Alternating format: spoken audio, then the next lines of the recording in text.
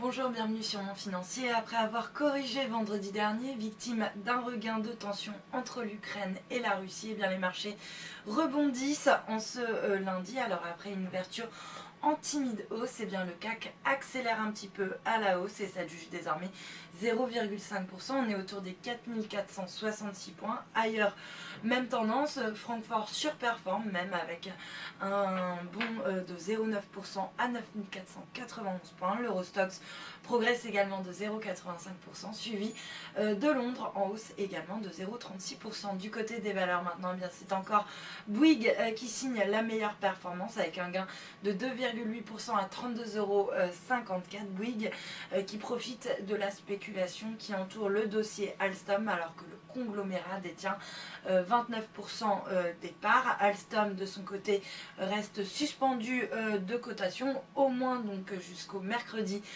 30 avril. Alors le groupe qui souhaitait vendre ses activités dans l'énergie à General Electric fait également face à une autre offre, celle de Siemens. Alstom donc va étudier les deux propositions. Il a fait savoir qu'il poursuit et approfondit sa réflexion stratégique, pardonnez-moi, et va donc informer le marché d'ici mercredi. Très bien orienté également, Sanofi, deuxième plus grosse pondération du CAC, qui s'adjuge 2% à 77,70 € alors que le groupe a fait état de résultats positifs en phase 3 pour un vaccin contre la dengue. Et puis Lanterne Rouge, et bien Alcatel-Lucent qui perd 1,4% à 2,84 €. Mal orienté également, Publicis qui perd 1,5% à 60,80 € alors que le français eh bien, serait en désaccord avec l'américain Omnicom avec qui il doit fusionner concernant eh bien, la direction de la nouvelle entité, une nouvelle source